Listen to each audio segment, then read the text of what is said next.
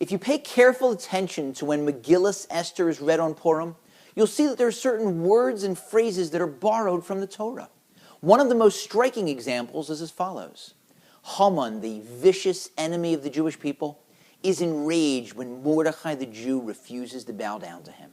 But he feels that it's too petty to go after one particular Jew, one individual, to try to kill him. So instead, he convinces King Ahasuerus to issue an edict to slaughter all of the Jews.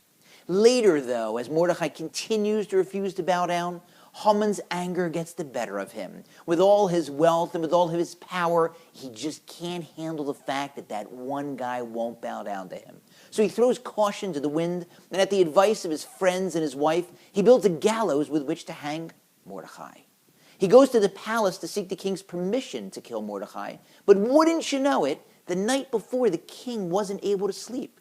And so his advisors, his courtiers, read to him a section from his book of Chronicles. And they read to him the story of how Mordechai the Jew, the very person that Haman's coming to ask permission to kill, had previously foiled an assassination attempt against King Ahasuerus' life. And Mordechai had never been rewarded for his efforts. So now Haman appears, and the king says to him, "What should I do for the person that I want to honor?" Haman figures he must be talking about me. And so he describes an elaborate plan that the person should be donned in all of the royal finery and paraded through the streets. And so the king tells Haman to do just about all of the things that he recommends. And so Haman now has to dress Mordechai in the royal robes, put him on the royal horse, parade him through the city, and proclaim, "Thus shall be done to the man whom the king wishes to honor." Now that phrase appears in the Torah, "Thus shall be done to the man," in the following context. There's a law of yibum, levirate marriage. If a man is married and he dies without children, his brother is supposed to marry the widow. But if his brother refuses, there's a procedure done called chalitza. At the end of that procedure, the woman says to her dead husband's brother, "Thus shall be done to the man who refuses to build up the house of his brother." And by saying those words and completing the ritual, she's now free to marry another man. So why would the authors of the Megillah have borrowed that particular phrase?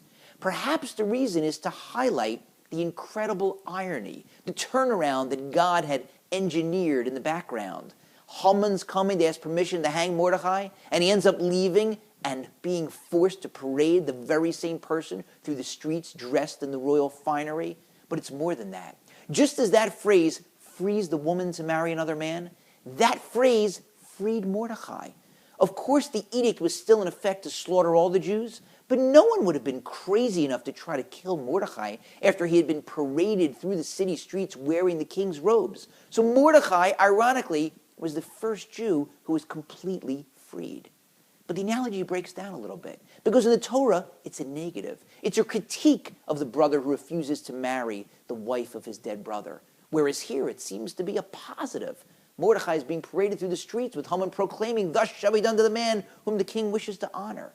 But perhaps the authors of the Megillah wanted to hint to something. Just like that phrase frees a woman, perhaps we're meant to think about a woman whom we would have expected to be freed, but she's not.